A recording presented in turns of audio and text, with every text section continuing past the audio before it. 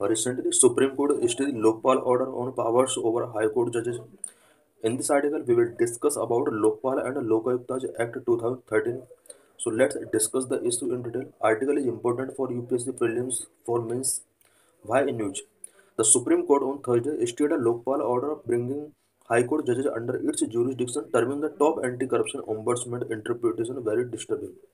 Recently supreme court ने लोकपाल के एक ऑर्डर को यहाँ पर स्टे लगा दिया है, जिसमें लोकपाल हाई कोर्ट के जजेस को अपने जुरिडिक्शन के अंदर लाने के लिए एक ऑर्डर पास करता है। और लोकपाल के इस एक्ट को सुप्रीम कोर्ट ने वेरी डिस्टर्बिंग डिक्लेयर किया है। Lokpal passed an order giving itself jurisdiction to investigate complaints against high court जजेस। लोकपाल ने ये जो ऑर्डर पास किया था, स्पेशली हाई कोर्ट जजेस के अगेंस्ट अगर कोई कंप्लेन मिलता है, उस कंप्लेन पर इन्वेस्टिगेट करने के लिए अपने जुरिडिक्शन को बढ़ाने के लिए यहाँ पर ये ऑर्डर पास किया गया था। बट सुप्रीम कोर्ट ने इस ऑर्डर पर स्टे लगा दिया है। Lokpal and Lokayukta. Lokpal and Lokayukta are public institutions established in India to investigate and prosecute corrupt public officials. Lokpal and Lokayukta public institutions हैं जो कि इंडिया के अंदर पब्लिक करप्ट ऑफिशियल्स के इन्वेस्टिगेट करने के लिए, उनको प्रोसिक्यूट करने के लिए इस्टेब्लिश किया गया। Recommendation of ARC. ARC means Administrative Reform Commission. In the 1960s, the Administrative Reform Commission of India suggested the creation of two specialized authorities, the Lokpal and Lokayukt, to address citizens' complaint and grievance related to corruption. 1960s में ARC की report के suggestion के according India के अंदर corruption से related grievance को address करने के लिए लोकपाल एंड लोकायुक्त के लिए यहाँ पर सजेस्ट किया गया। Role of ombudsman. Lokpal and Lokayukta perform the function and role of an ombudsman, the inquire into allegations of corruption against certain organizations, public bodies, and for other related matters. Lokpal and Lokayukta ombudsman के functions and role play करते हैं। Public bodies organisation के against जो भी corruption allegations put किए जाते हैं, उनके अगेंस्ट इंक्वायर करने के लिए या फिर प्रोसिक्यूट करने के लिए इसको इस्टेब्लिश किया गया। National and state level. Lokpal is a national level institution but Lokayukta is a state level institution. Both institutions have the power to investigate and prosecute corruption cases and both are headed by panel of जजेज और retired जजेज। Lokpal national level institution है, जबकि लोकायुक्त एक state level institution है।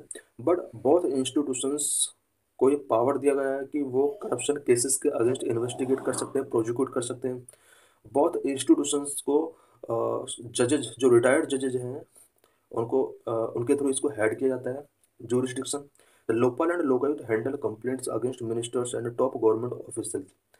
Ministers and top government officials से related जो भी कंप्लेंट्स हैं, लोकपाल और लोकायुक्त उनको हैंडल करता है। Lokpal and Lokayukta 2013 was passed under article 252 of the constitution of India. Constitution of India के आर्टिकल 252 के according Lokpal and Lokayukta act पास किया गया था 2013 में। It is an independent statutory body under section 3 of the act. Act के सेक्शन 3 के अंदर लोकपाल एंड लोकायुक्त तो एक इंडिपेंडेंट स्टेचुटरी बॉडी है। What is background and genesis of Lokpal and Lokayukta in India. India के अंदर लोकपाल का जेनेसिस कैसे हुआ, इसका बैकग्राउंड क्या रहा है, origin. The concept of ombudsman was originated in 1809 in Sweden. 1809 Sweden में ओम्बड्समैन का कंसेप्ट ओरिजिनेट होता है। In India the former law minister Ashok Kumar Sen became the first Indian to propose the concept of the constitutional ombudsman in parliament in early 1960s. India के अंदर early 1960s में constitutional ombudsman का concept parliament में सबसे पहले अशोक कुमार सेन ने रखा। Doctor L M Singh coined the term Lokpal and Lokayukta in India in 1963। 1963 में इंडिया के अंदर Lokpal and Lokayukta term coin करने वाले डॉक्टर एल एम सिंघवी थे। Later in the year 1966 the first administrative reform commission passed recommendations related to setting up two independent authorities at the center and at the state level। Because Lokpal and Lokayukta centre and state level पर establish करने के लिए पहले recommendations given किए जा चुके थे। But 1966 में फर्स्ट एडमिनिस्ट्रेटिव रिफॉर्म कमीशन ने उन रिकमेंडेशंस को यहाँ पर पहली बार 1966 में पास किया। After this, Lokpal bill was passed in Lok Sabha in 1968 but lapsed due to the dissolution of Lok Sabha. Since then, the bill was introduced many times in Lok Sabha but has lapsed. 1968 में लोकसभा के अंदर पहली बार Lokpal bill pass किया जाता है, but Lok Sabha के dissolution की वजह से ये बिल लैप्स हो जाता है। इसके बाद मैनी टाइम्स लोकसभा के अंदर ये बिल इंट्रोड्यूस किया गया बट लैप्स भी हुआ। Later in 2002 the NCRW national commission for review of the working of constitution recommended the appointment of Lokpal and Lokayukta. 2002 में NCRW ने भी लोकपाल और लोकायुक्त को अपॉइंट करने के लिए कुछ रिकमेंडेशंस यहाँ पर गिवन किए। इन 2005 the second administrative reform commission also recommended the same. 2005 में इसके बाद सेकंड एडमिनिस्ट्रेटिव रिफॉर्म कमीशन ने भी इसके इस्टेब्लिशमेंट के लिए कुछ रिकमेंडेशंस गिवन किए।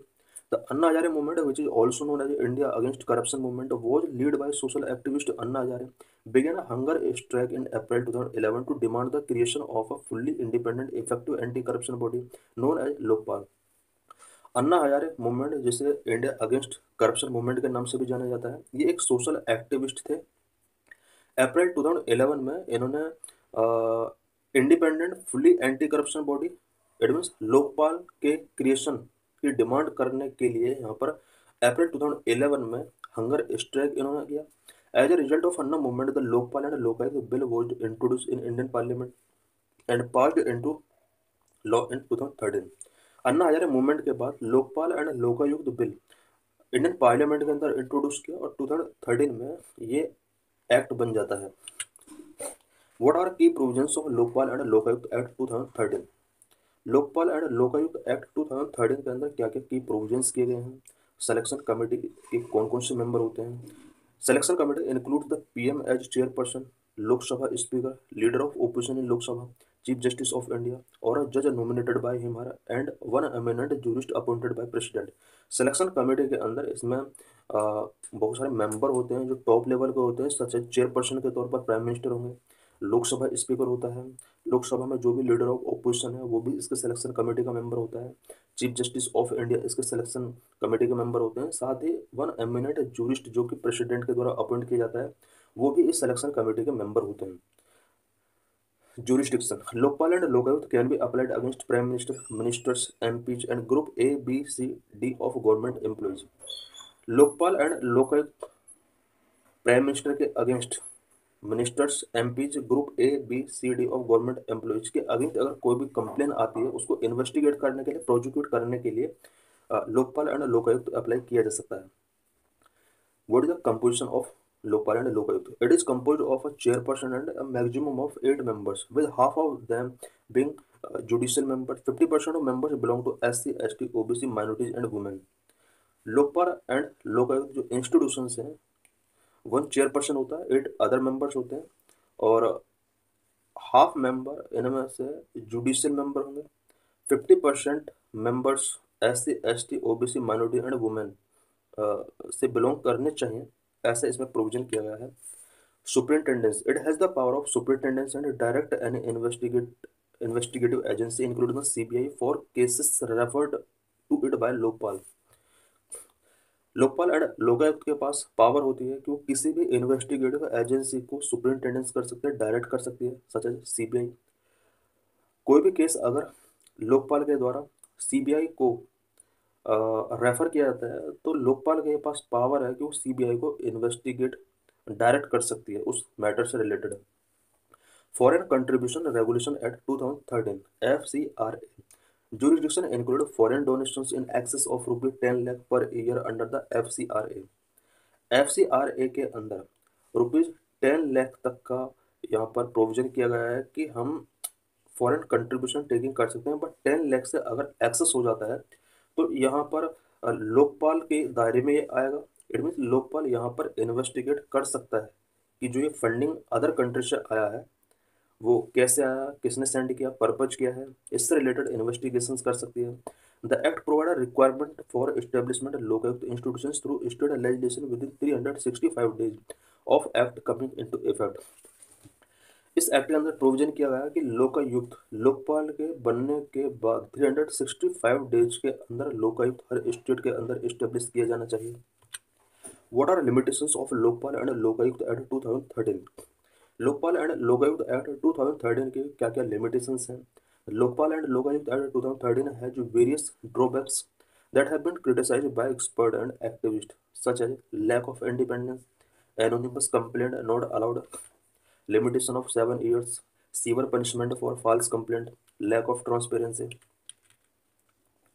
लोकपाल एंड लोकायुक्त एक्ट 2013 के अंदर वेरियस ड्रॉबैक्स हैं। वेरियस एक्सपर्ट्स एंड एक्टिविस्ट उन ड्रॉबैक्स को क्रिटिसाइज भी करते हैं, सच है। Number one, lack of independence. This act allow the government to have a significant influence over the appointment and functioning of Lokpal, raise concern related to its independence. इस act के अंदर गवर्नमेंट को अपॉइंटमेंट, लोकपाल के अपॉइंटमेंट एंड फंक्शनिंग से related government को काफ़ी influence मिला हुआ है, और इससे लोकपाल एंड लोकायुक्त की इंडिपेंडेंस से रिलेटेड वेरियस कंसर्न रेज होते हैं। Number two, anonymous complaint not allowed. The act does not permit anonymous complaint may debtor potential whistle blower from coming forward. Limitation of 7 years. This act set a 7-year limitation period to file a complaint. For some cases, it is not be sufficient. किसी related issue के बाद 7 year के time period के अंदर complaint file किया जा सकता है, बट कुछ केसेस के लिए ये सफिशिएंट नहीं है। नंबर वो, severe punishment for false complaint. The act provide for heavy punishment for false or frivolous complaints which may hesitate people from coming forward with valid complaints। इस एक्ट के अंदर प्रोविजन किया गया है कि अगर कोई भी पर्सन फॉल्स पनिशमेंट प्रोवाइड करता है, फॉल्स इन्फॉर्मेशन अगर कंप्लेन करता है एक तरीके से, तो उसके लिए यहाँ पर कुछ पनिशमेंट का प्रोविजन किया गया है। Number 5, lack of transparency. The act has a non transparent process for dealing with complaint against the PM. PM के अगेंस्ट अगर कोई भी, यानी प्राइम मिनिस्टर के अगेंस्ट अगर कोई भी कंप्लेन होता है, तो उसके अगेंस्ट लोकपाल का जो भी प्रोसेस है वो नॉन ट्रांसपेरेंट है। इट मीन्स हायर ऑफिशियल्स के अगेंस्ट कंप्लेंट अगर की जाती है और लोकपाल के द्वारा जो भी एक्शंस टेकिंग किए जाते हैं उनमें ट्रांसपेरेंसी नहीं है। Number 6, against any public servant Lokpal can not initiate N investigation on its own. किसी पब्लिक सर्वेंट के अगेंस्ट लोकपाल इन्वेस्टिगेशन नहीं कर सकता है खुद से। इसके लिए इस केस को रेफर करना पड़ता है अदर इन्वेस्टिगेटिव एजेंसीज के पास। What is the existing governance framework to check corruption in India. India में करप्शन को चेक करने के लिए करंट में गवर्नमेंट फ्रेमवर्क क्या है। Number, prevention of corruption act 1988। This is a main law for addressing corruption in India. It provision for the punishment of public servant engaged in corruption practice. India में corrupt practices में engage होने वाले public servant को punish करने के लिए India के अंदर जो मेन लॉ है वो प्रिवेंशन ऑफ करप्शन एक्ट 1988 है। Number 2, CBI, central bureau of investigation. CBI is main agency responsible for investigating corruption cases involving public servant. Public servant के अगेंस्ट कोई भी करप्शन केसेस को इन्वेस्टिगेट करने की जो पावर है वो सीबीआई को गिवन है। नंबर 3, सीबीसी, central vigilance commission and state vigilance commission handle citizens grievances related to corruption. Corruption से रिलेटेड सिटीजन्स के जो भी ग्रीवेंस है उसको हैंडल करने के लिए सीबीसी प्रोविजन की गई है। Number 4, national human rights commission NHRC। Indian citizen can file complaint if they feel that their rights have been violated. Indian citizen को अगर लगता है कि उनका राइट का वायलेशन किया गया है देन वो NHRC के पास जाकर कंप्लेंट फाइल करा सकते हैं। Number 5, the all India services rule 1968 prohibit government employees from engaging in any activities that may affect their integrity or impartiality, such as accepting bribes or gifts, engaging in partisan political activities, or disclosing confidential information।